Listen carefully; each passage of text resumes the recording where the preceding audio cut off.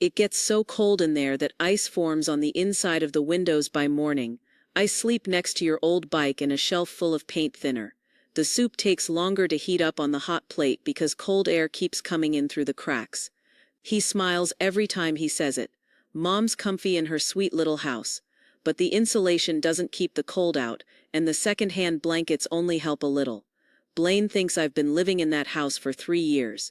You really let him believe that? And you sleeps well at night because of that. What did you want me to say? That you were crawling under dirty tarps like someone from a sad old book. He wanted peace of mind. Why make him worry when you wouldn't accept any help anyway?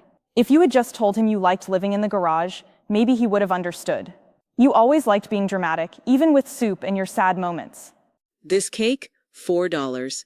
It took me 3 days to dry out the garage enough so I could light the candle without setting off the smoke. I used a wrench to hold up the cake, and while I tried to stop the frosting from freezing, I watched you pose in silk curtains swipe after swipe, diamonds on your fingers, while I held the same plastic spoon every night saying thank you under my breath when you didn't earn it. While you posted pictures of fancy caviar and silk curtains. That's funny, coming from someone who got $50,000 sent into a fund every year. Yes, I know the exact amount because I was the one making sure none of it got wasted. Food, rides, medicine. Do you think organic food just shows up? I didn't buy junk. I took care of your image while you pushed people away who cared. If you want to live like a sad story, don't blame me for how it sounds. The folding chair creaks under her, the worn metal frame making sounds in the empty garage. The candle leans over the dented cake, wax dripping like quiet breath in the cold air. The hot plate hums behind her, warming nothing except old memories. Janine doesn't even shake. She's seen all the receipts now. Every smiling photo caption, every message she never got. Across the room, Celine's wine glass breaks on the concrete. Not because of anger, but because something clicked. A voicemail from Blaine plays through a small speaker, saying, "Enjoy the apartment, Mom." Nobody says anything. Janine's voice cuts into the quiet. She didn't yell. She just said, "I know about the trust." It's not just a house, sweetie. It's the walls and the wallpaper and the spot where you and your brother used to throw sidewalk chalk at each other in the kitchen. I know that, but it's also school money and chances we couldn't pay for before. When the letter came saying he got in, he cried on my shoulder and said, "I'm sorry it's so expensive," and I told him it wouldn't be. I promised, because that's what moms do. They find a way. We sat at that table in the bank and I signed the papers and I felt like I was saying goodbye to the last piece of your dad, to the birthdays on that old porch, to the good times and the hard times, all of it. I let go of being someone who had more to give than just love, because love was the only thing I had left. My hands were shaking, but I signed anyway. And when they opened the door to that small apartment above the drugstore, and he picked you up on his back like it was a castle, I thought maybe we can make this place home too. I thought maybe one day you'd say thank you for giving us a bridge, but you never said it. And I guess when you're 17, being angry is louder than being thankful. Still, I believe that maybe one day, not right then, maybe not even now, but one day you'd understand what it means to love someone enough to let go. No, you didn't let go. You left us. That house wasn't just bricks. It was the last thing that made us feel like we belonged somewhere. You pulled us out of our life. Not for love, but so you could feel like some kind of hero. So he could show off college brochures while we lived on top of a store full of cough medicine and old toothpaste. You picked him. Just like you always did. Games, praise, extra coins in his birthday cards you couldn't even pay for. And I smiled and said nothing, because you needed to believe you were saving us. But you gave me up for a fight I didn't ask for. All for the boy with good test scores. It was hard for all of us. You really think I didn't feel the changes too? The day we left, I stood in your room and touched each picture frame, ran my hand across your tilted bookshelf, like I was saying goodbye without saying the words, and then I left. Not because I wanted to, but because if I stayed, I would have filled us all with fear and worry. He wasn't the only one with big dreams. You had them too, even if they didn't come with letters from schools. I gave up our home to plant you both somewhere new, where you had more chances. I told myself the broken ceiling and the paper-thin walls wouldn't last forever, and we'd joke later about the stove with one working burner, and maybe I was wrong to want to thank you for it. Maybe that's what all this is. I just wish one of you would say it mattered, that I mattered. I knew you'd be sad, of course, but I hoped one of you would see that I did it because I loved you. I did see it, just not the way you wanted me to. I saw how we became part of someone else's life, like furniture in the corner, trying not to make noise. That place never felt like home. It felt like a punishment. Every drip from the ceiling reminded me that we weren't important. And you smiled through it, while my friends whispered about our loud stares. That's the year I learned what love meant. It meant fading into leaks and silence. I never, not even once, chose one of you over the other. I didn't sell the house to get praise or to hurt anyone. I sold it because I was scared the world would hurt you both if I didn't build something, even if I had to sink to do it. When you think I was quiet, I wasn't missing. I was protecting you. I kept myself from yelling, from crying every time the rent went up, or your brother freaked out about college bills. You think I didn't see you crying in the grocery store when your clothes smelled like the bakery under our place? I did. I wanted to fix everything, but I was busy turning your dad's old shirts into pillows, hoping it would help you sleep. Just because you didn't see me fall apart doesn't mean I wasn't hurting. I never unpacked my boxes. We lived in that tiny place for 3 years, and I never even pulled the tape off. Do you know what that feels like? To live like you might have to move again tomorrow, because nothing from you ever lasted? You gave Blaine 4 bedrooms and sunlight in the morning, and you gave me a small bed and rules. You talk about blood like it proves something, but I didn't see it. You packed my bags but unpacked your guilt. I stayed up at night trying to be everything at the same time, bringing in money, grieving, protecting, trying to help you both dream. But I didn't know how to just be a sad mom. So I kept myself busy, thinking if I kept cooking and fixing things, no one would see how broken I was. And yes, in doing that, I missed you. I missed when you stopped laughing. I missed how your back got stiff when your brother came back home telling stories I couldn't help but be proud of. I let you down in quiet ways, not by being mean but by thinking I was strong when I was really just not paying attention. And I see that now. I see you. I didn't just lose the house, Celine, I lost you.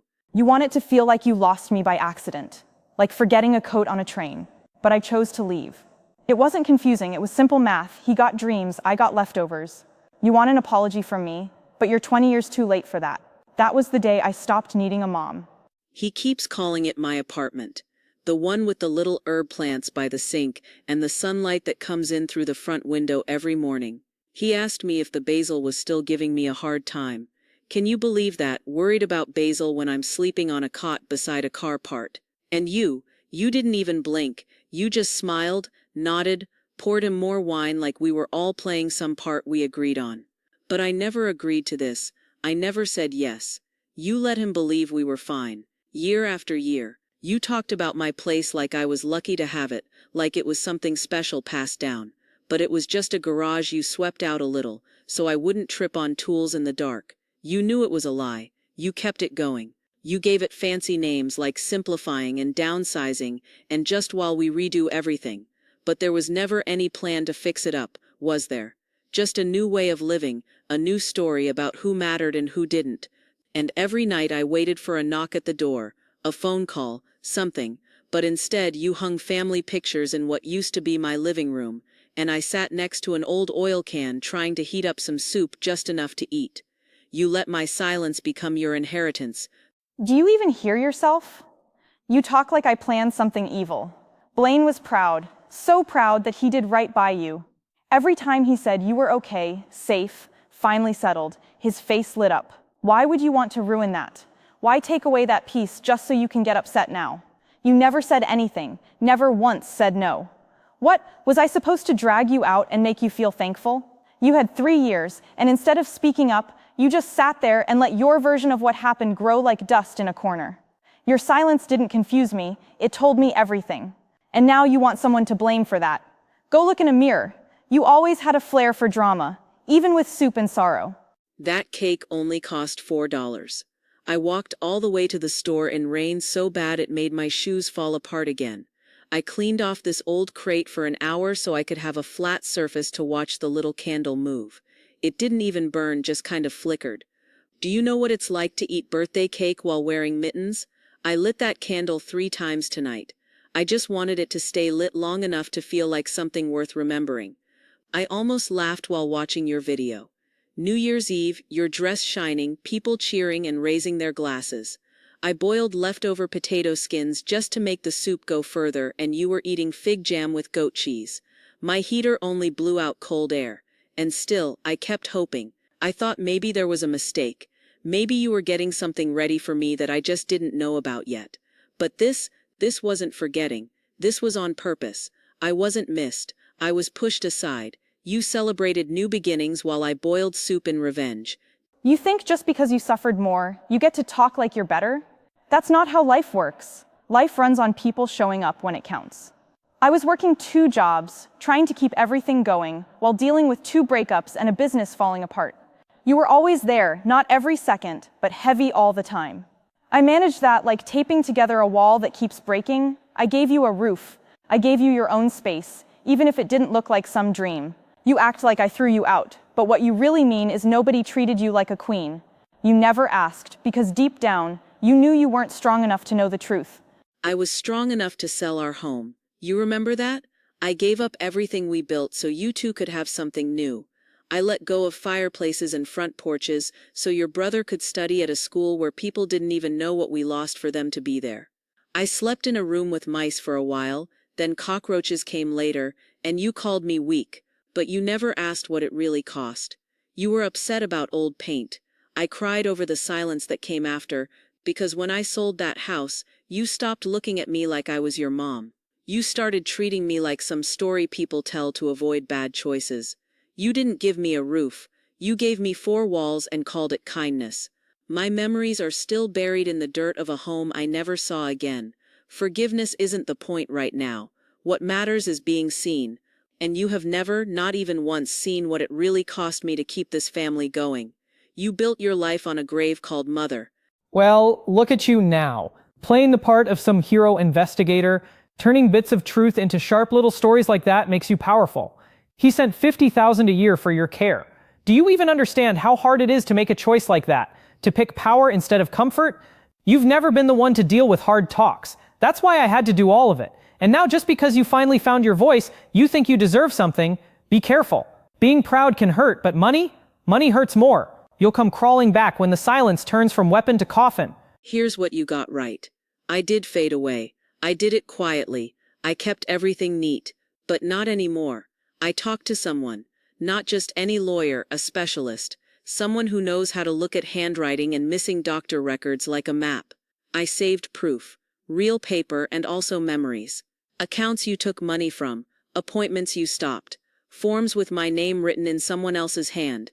You called me weak, but I've held myself together through worse things than you can imagine. And I'm still here. I'm not gone. Maybe a little cracked, but I'm not broken. Blaine knows now. So do the courts. And you'll learn about a new kind of silence soon. One where nobody sees you as the good one. And you're out. You made copies. You planned all this on purpose. You waited and set your little trap.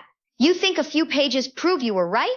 That words on paper can undo all those years. You set it up like a show, and I didn't even get a ticket. I'll say this, congrats. You won a game that should have never been real in the first place. But remember this, maybe you got the house, the money, the files, but all that quiet, all those lost years, you can't get those back. You can take the deed, Mother, but you'll never get back the years. I don't need you to explain anything else. I get it. There's a letter here from last spring with my name on it. It says Trust Money Holloway on the front. I almost didn't see it. It was stuck under miscellaneous behind some old coupon book. But that's not the only one I found. There are 3 of them, all the same kind of envelope. Each one shows money that was supposed to come every few months. I never got a single cent. I also found a medical bill I never saw before. It's asking for my choice on treatment. No one signed it, not me anyway. Your handwriting shows when you're mad. You're not hiding it as well as you think. And look at this. There's an order for a heating system for the garage. You told me the landlord said no. But the receipt shows our house address, not the garage. Someone signed for it, and that someone wasn't me. Stuck in the back of a freezing garage for years. I didn't see any of this. You sent the bills somewhere else, hid letters from my doctors, and took things meant to help me so your life could be more comfy. But this one, the one I found now, it's not a bill. It's money from the trust Blaine made so I could live with some dignity. It says $12,500 for care expenses, but I never saw a single dollar of it. You're getting it wrong. Those things weren't hidden. I was keeping them safe.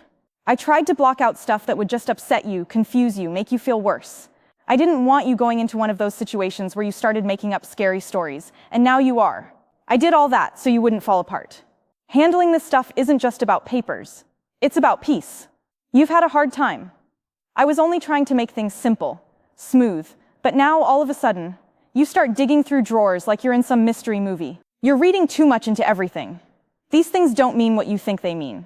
Women our age shouldn't go digging. We just end up burying ourselves. I took pictures before you came home from your weekend trip. That glycerin care box that was never opened, I found it behind the Christmas stuff in the crawl space. Still closed, still has my name on it. The heating system, it was put in the main house, not the garage. The invoice was sent to your office, not mine. That letter from Dr. Rosenthal I never saw, it had a medical release form in it. The signature at the bottom, it was fake. I checked the papers 4 times. You forget, I ran a dental office for 23 years. I know how to tell when handwriting is strong and steady, or when someone's trying to copy and pretend to be someone else. But this time, I didn't gather all this just to cry. I made copies of everything. I talked to someone. I have a lawyer now. Every page is in a file. Blaine has a copy. So does the legal office in town. I already sent them. I'll send out more if I need to. I just want to know, how long did you think you could keep signing my name and acting like I wasn't even here? You're not seeing things clearly. You mix stuff up all the time. You've said that yourself. Remember last fall when you lost your car keys and you swore someone moved them? We laughed about it later. This is like that. Pieces get mixed around. You don't understand how confusing all these systems are. Things can go to the wrong mailbox, get sent to the wrong address. You should have talked to me before jumping to conclusions. You don't see how easily something normal can feel scary when your thoughts are all over the place. Trust me, I've seen it. You wouldn't be okay without me. You said I started to fade after we sold the house, that I let myself fall apart, but it wasn't sadness that made me quiet, it was you writing my story for me. I made myself smaller to keep the peace, to not cause trouble. You liked that I was quiet, it made it easier to stay in control. Being important really matters to you. It always has. When I let you take charge, it wasn't because I was weak. I thought it was love. I thought that's what we do for the people we care about. We make room. But for you, it wasn't about making room. It was about having control. Now I can see that. You used credit cards with my name to buy things for your baby's bedroom. You made medical choices without even asking me. You sent my mail to your address before I even knew I was sick. You didn't want me to be cared for. You wanted me to be easy to handle, and I let it happen because I thought it was just a hard kind of love.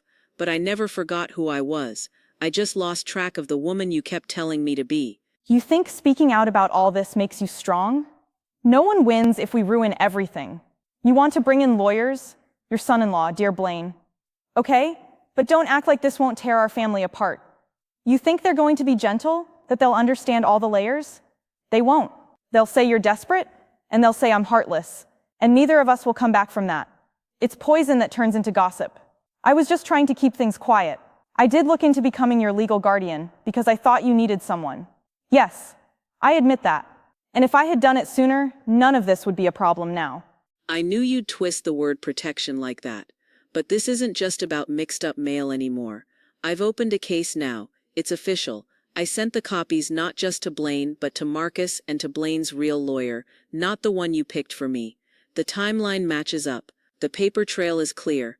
The investigator said something soft, almost like they felt sorry. Your daughter's online records are all over this. While you were watching me for signs of getting worse, other people were watching you. You forgot one important thing. I never stopped writing things down. Every missing credit, every letter that didn't come, every fake signature, I tracked it all. You were writing a version of me that wasn't real, sad, weak, like I wasn't even here. And I almost believed it, until I started paying attention to what my silence was actually screaming. Turns out, I wasn't the one losing my memory. You were trying to make me disappear. You always made me feel like I had to earn your kind of love. I became someone who could handle everything because I thought that's what we had to do as women. We take care of things, fix stuff, clean up the messes no one else sees.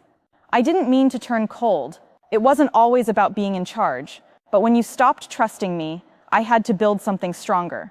I didn't want to live inside sad stories full of pain and saying sorry like you did.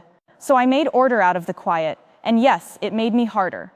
But you're the one who showed me how to survive lies by living inside them. I looked over the papers again, the ones sent to that fake account in Wyndham. You know the place. You once told me it was a wellness mailing service when I asked you about it back in April. That folder had payments with my name on them, fees for things I never approved, and digital signatures there's no way I made. People tell me most 65-year-olds don't suddenly open accounts for cryptocurrency without talking to a lawyer. And yet here it is, with my ID and my old address, sending more than $40,000 into a shared account that has nothing to do with my care, but everything to do with a real estate deal you were part of 6 weeks later. You told me there was nothing in my name. You said I couldn't get to the trust. You said all I had was what I could see. Then why is my social security number on this account? When I asked her about it, she said your money wasn't safe with you anymore. She said you forgot your passwords, didn't check your mail, and signed things you didn't even understand. She told their lawyer, straight up, that she had to take over your accounts or lose the whole case. I asked if you knew. She said word for word, it's not theft, it's protection. She faked my name. Again. Last October, right after that weekend, she said she was going to a conference in Austin.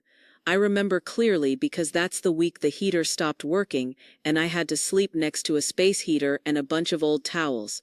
I left her 2 voicemails. She never called me back. But now I get it. She wasn't ignoring me. She was covering her tracks. She used an account in my name to get power.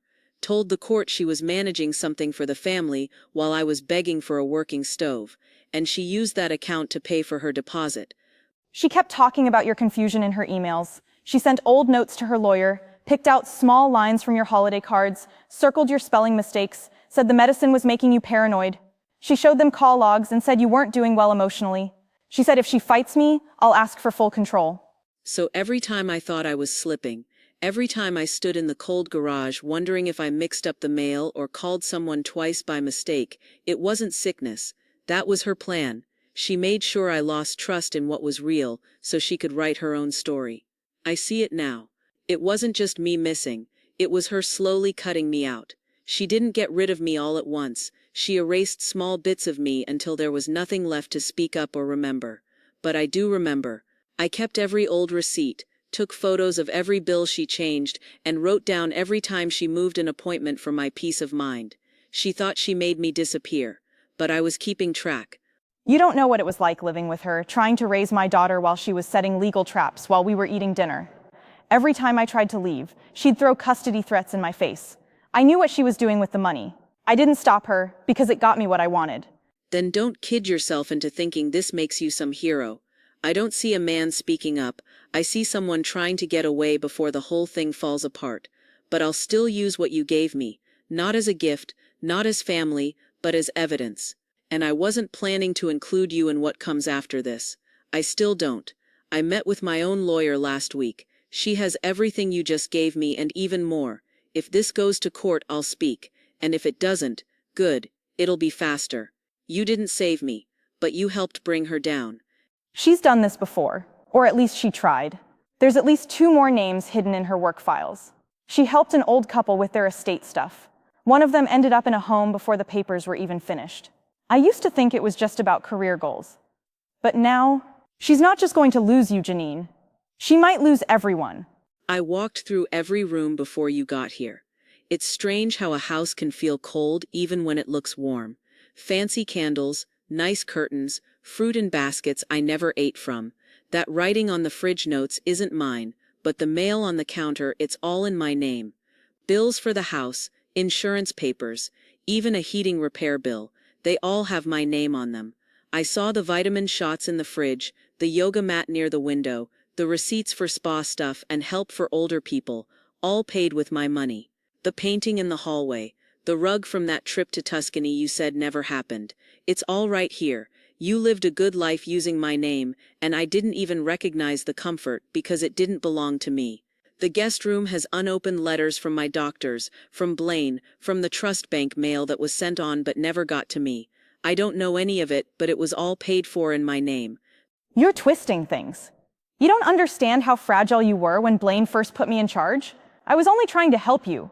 I wanted to protect you until you could handle things again. I made choices you couldn't make. It was always just for a while.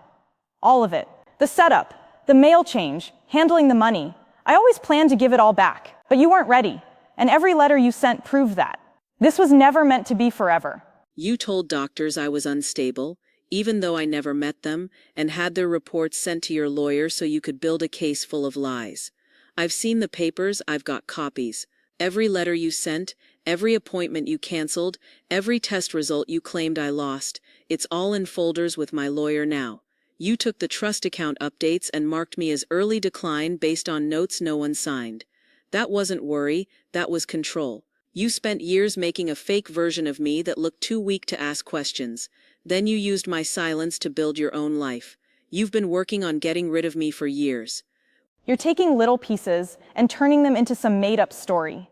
You don't know everything. You didn't see things falling apart. The unpaid bills, the missed pills. I was the one keeping it all from falling apart. I wrote those letters because I was scared you'd break under the real pressure. You think you figured it all out like it follows a perfect betrayal story, but it doesn't. Feelings aren't proof. For years, I thought you were just mad at me. I stayed quiet because I hoped if I became smaller, I'd fit into your life again. I thought it was okay to be cold at night as long as someone I loved was warm. But this wasn't love. This was stealing, pretending to be care. And when I said I was cold, you gave me a candle and took the heater for yourself. I stopped believing your version of love when Marcus showed me what you'd been hiding. Letters signed by judges, copied signatures, money withdrawn to accounts under my name, photos of my house set up like it was already for sale, which I never agreed to. You didn't silence me, you just delayed the truth. You can't just change the past and act like you're the only one who did the right thing. You think this was easy for me? I gave up sleep, safety, promotions, my whole reputation to deal with you and Blaine. That house, I kept you out because if you moved in, you would have ruined it all. I did what no one else was strong enough to do. You took my keys, so I changed the locks. The papers signed by Blaine say the house is mine only. The police already got the proofs they need, and there's nothing in this house with your name on it now except signs you were somewhere you shouldn't have been. I'm not asking you anymore. Your stuff is packed by the door, the car's parked where all your lies used to sit. No yelling, no alarms, just the sound of truth finally filling a room you don't control. You don't live here anymore, and I don't live quiet anymore. So after all this, you get to win? You get the house, the pity, the kid, and your version of the truth? You make me look like the bad one. Tell stories to people who don't know how much I gave up when nobody else was there. You want fairness? Fine. But don't act like you never needed me. Don't stand there acting like you're spotless when all you ever did was leave a mess for me to clean up. The bank accounts are locked, the house is now legally mine, and the trust fund, all of it is under my control now. Your emergency codes stopped working at midnight. I canceled them myself with the lawyer you said was helping take care of my money. You don't need to ask how. I learned from you. You taught me about giving permission to others, checking for online security, canceling power of attorney. I followed your own guide. But you made a big mistake. You thought I wouldn't check the small details in those papers meant to shut me up. But I read every word. And now all those fake files, those made-up medical checks, those lies about my mental health, those fake letters using a signature way too neat for someone with arthritis, they're valid proof now. Did you think nobody would notice that all your files looked the same for different clients? Well, they did. The investigator saw it. So did the prosecutor. Every time you signed something for me, it became a crime. The trust fund belongs to me now, and the name she used to sign, another crime. You don't have to go this far. You're upset. I get that, but there's still time to stop and fix this quietly. Think about what people will say when they hear about it. This will ruin everything I've worked for. My job, my good name, the help I've given to families. If this goes public, I won't make it through. The licensing board could take away my right to work forever. This doesn't only hurt me, it ruins everything I've built. You raised me to be strong. I was just trying to protect what you gave up. Do you really want to take everything down, including your own daughter? I was looking for love from you, not control. I gave you everything, my time, my voice, my name, and you made being a mom feel like running a business. I used to think maybe I didn't deserve your kindness, But now I see I was just getting in the way of your goals. That trust fund was meant for me. You took it, built lies with it, and used my pain to pay your bills. This isn't about getting back at you. It's not even about fixing things, it's about justice. I don't need you to be destroyed, I just need you to stop doing this to anyone else. The whole system you made is now proof. The homes where you showed up pretending to care will now see what really happened. I don't need to shout to be heard, I'll take action so people will believe me. Now you're going to be held responsible. You wouldn't have made it without me. Don't change the story. I'm the one who arranged the care workers, the ones who didn't always listen to you. Yes, but they followed my orders because I kept things working. When Blaine left, when Dad walked out, when your friends stopped calling, you still had me. I set up that whole system. You think those safety plans just appeared? I made the forms, backup plans, and all the connections. You act like I never gave anything up, but I lived every day with the pressure to keep you safe. You don't know what I gave up for that. Giving something up isn't the same as hiding birthday cards or blocking my medical letters. It's not stealing and calling it help, or using someone's name just to make your life easier. You just gave Tare a new name, but I know what real love is.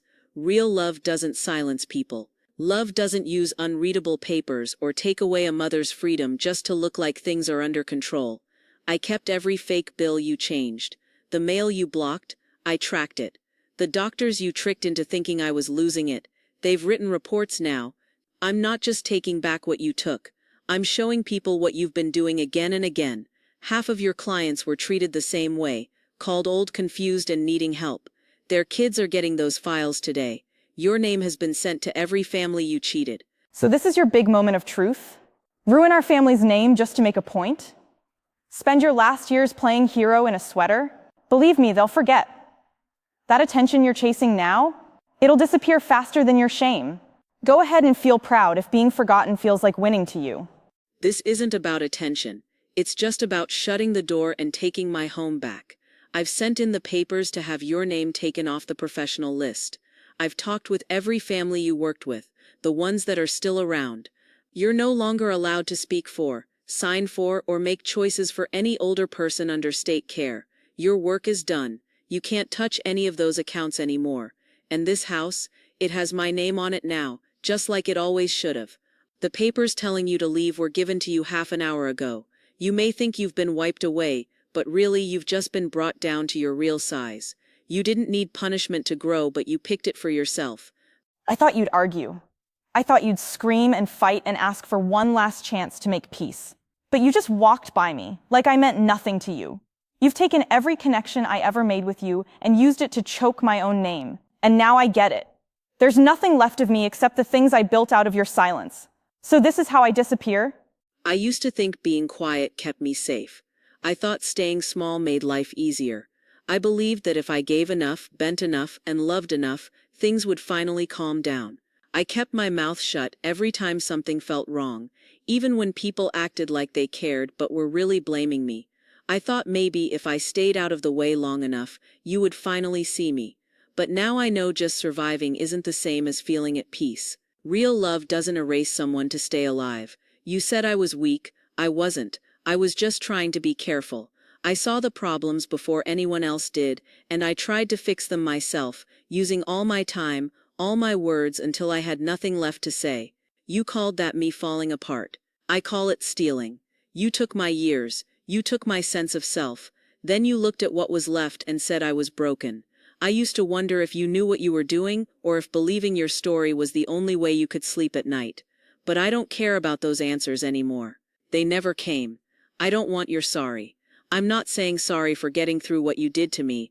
I'm not giving anything back. I built myself again from nothing, using my own hands, my own name, my own strength, and my own truth. You told the world I was fading. That story is done now. You don't get to write this part. I'm not waiting for you to see me. I'm saying I'm not going away anymore. You talk like one day everything just became clear.